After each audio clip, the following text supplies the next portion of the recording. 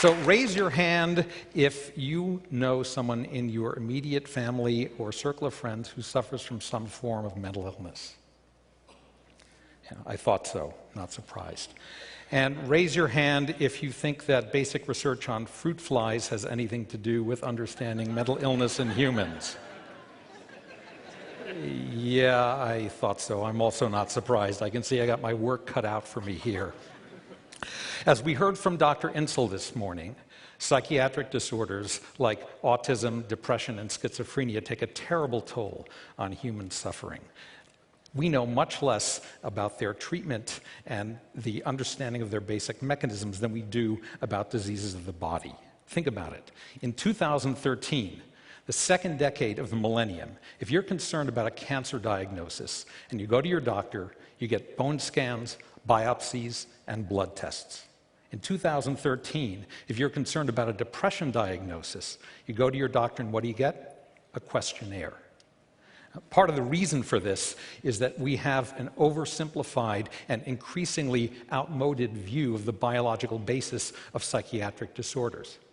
We tend to view them, and the popular press aids and abets this view, as chemical imbalances in the brain, as if the brain were some kind of bag of chemical soup full of dopamine, serotonin, and norepinephrine.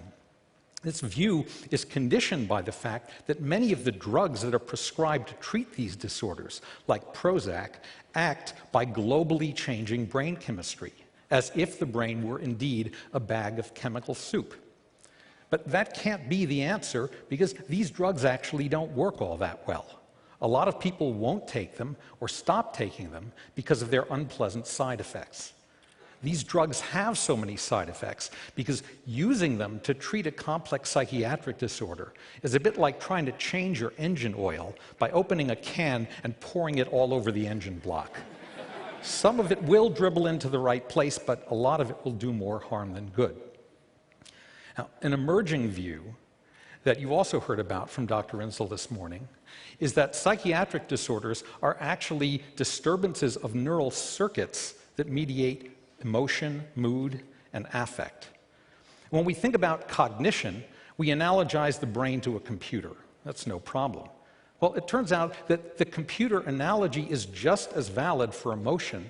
It's just that we don't tend to think about it that way.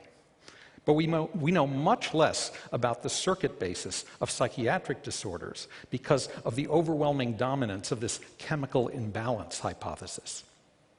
Now, it's not that chemicals are not important in psychiatric disorders. It's just that they don't bathe the brain like soup. Rather, they're released in very specific locations, and they act on specific synapses to change the flow of information in the brain. So if we ever really want to understand the biological basis of psychiatric disorders, we need to pinpoint these locations in the brain where these chemicals act. Otherwise, we're going to keep pouring oil all over our mental engines and suffering the consequences. Now, to begin to overcome our ignorance of the role of brain chemistry and brain circuitry, it's helpful to work on what we biologists call model organisms. Animals like fruit flies and laboratory mice, in which we can apply powerful genetic techniques to molecularly identify and pinpoint specific classes of neurons, as you heard about in Alan Jones's talk this morning. Moreover, once we can do that, we can actually activate specific neurons, or we can destroy or inhibit the activity of those neurons. So if we inhibit a particular type of neuron and we find that a behavior is blocked, we can conclude that those neurons are necessary for that behavior. On the other hand, if we activate a group of neurons and we find that that produces the behavior, we can conclude that those neurons are sufficient for the behavior.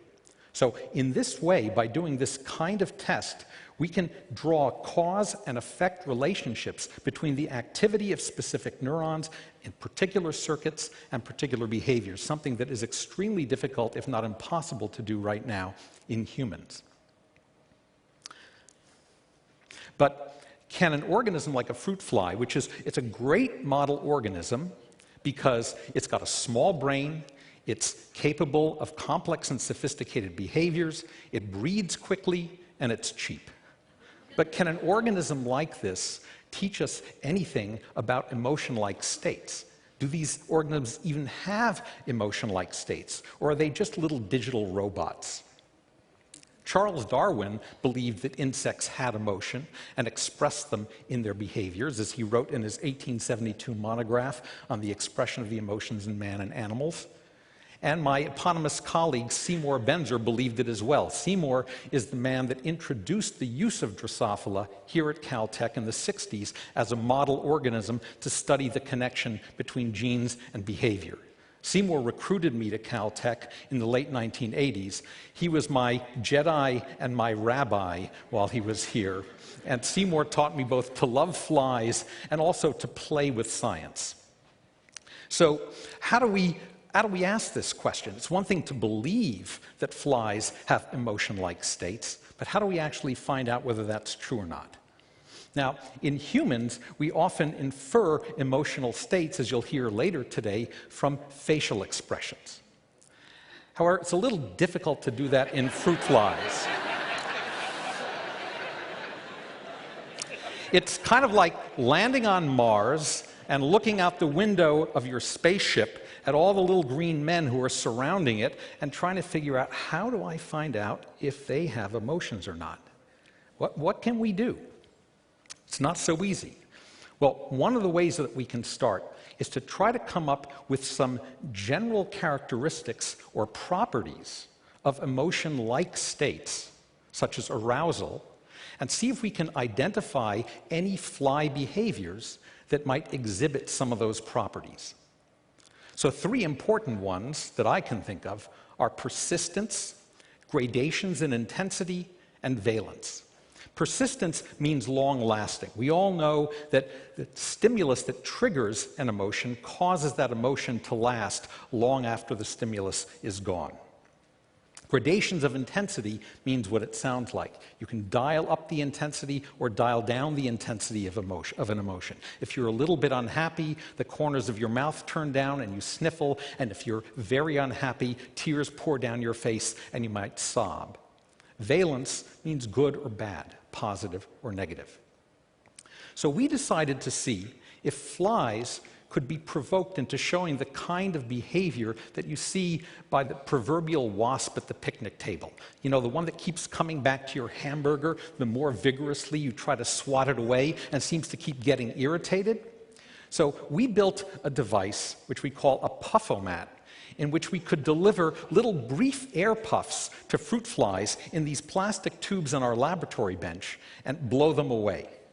And what we found is that if we gave these flies in the puffomat several puffs in a row, they became somewhat hyperactive and continued to run around for some time after the air puffs actually stopped and took a while to calm down.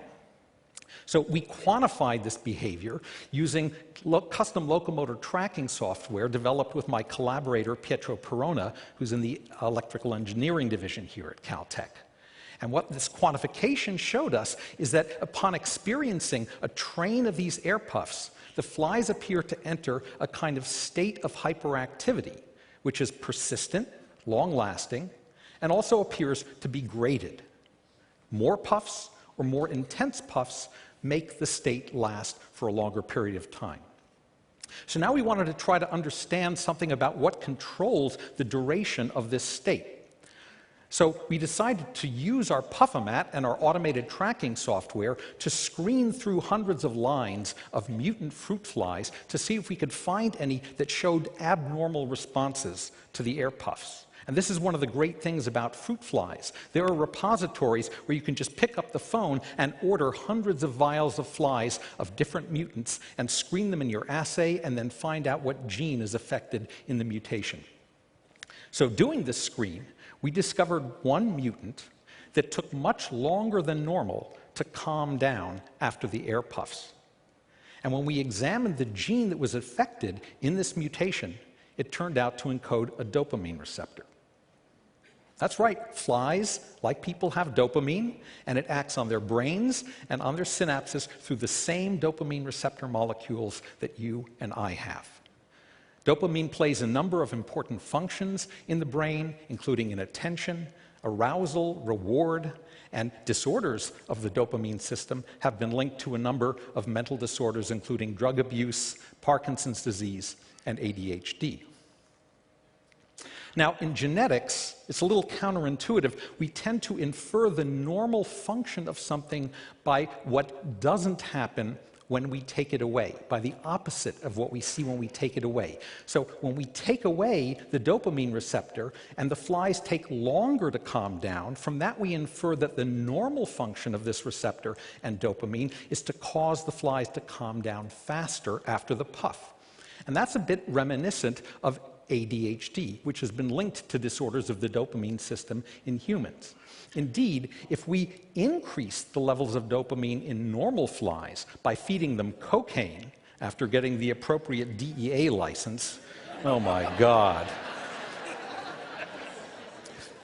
We find indeed that these cocaine-fed flies calm down faster than normal flies do. And that's also reminiscent of ADHD, which is often treated with drugs like Ritalin that act similarly to cocaine. So slowly I began to realize that what started out as a rather playful attempt to try to annoy fruit flies might actually have some relevance to a human psychiatric disorder. Now, how far does this analogy go? As many of you know, individuals afflicted with ADHD also have learning disabilities. Is that true of our dopamine receptor mutant flies? Remarkably, the answer is yes. As Seymour showed back in the 1970s, flies, like songbirds, as you just heard, are capable of learning. You can train a fly to avoid an odor, shown here in blue, if you pair that odor with a shock. Then when you give those trained flies the chance to choose between a tube with the shock-paired odor and another odor, it avoids the tube containing the blue odor that was paired with shock. Well, if you do this test on dopamine receptor mutant flies, they don't learn. Their learning score is 0. They flunk out of Caltech. Now, so that means that these flies have two abnormalities, or phenotypes, as we geneticists call them, that one finds in ADHD: hyperactivity and learning disability. Now, what's the causal relationship, if anything, between these phenotypes? In ADHD, it's often assumed that the hyperactivity causes the learning disability. The kids can't sit still long enough to focus, so they don't learn. But it could equally be the case that it's the learning disabilities that cause the hyperactivity. Because the kids can't learn, they look for other things to distract their attention.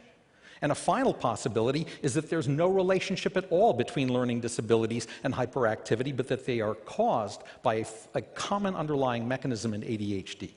Now, people have been wondering about this for a long time in humans, but in flies we can actually test this. And the way that we do this is to delve deeply into the mind of the fly and begin to untangle its circuitry using genetics. We take our dopamine receptor mutant flies and we genetically restore or cure the dopamine receptor by putting a good copy of the dopamine receptor gene back into the fly brain. But in each fly, we put it back only into certain neurons and not in others. And then we test each of these flies for their ability to learn and for hyperactivity. Remarkably, we find we can completely dissociate these two abnormalities. If we put a good copy of the dopamine receptor back in this elliptical structure called the central complex, the flies are no longer hyperactive, but they still can't learn.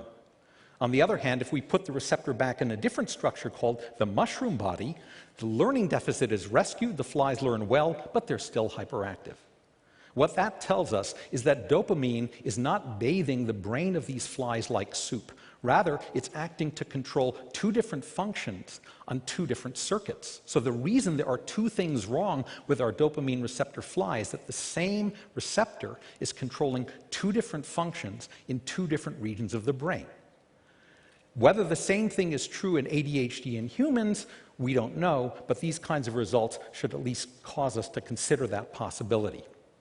So these results make me and my colleagues more convinced than ever that the brain is not a bag of chemical soup, and it's a mistake to try to treat complex psychiatric disorders just by changing the flavor of the soup.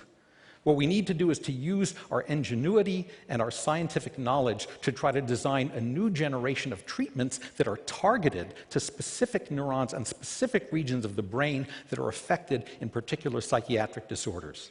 If we can do that, we may be able to cure these disorders without the unpleasant side effects, putting the oil back in our mental engines just where it's needed. Thank you very much.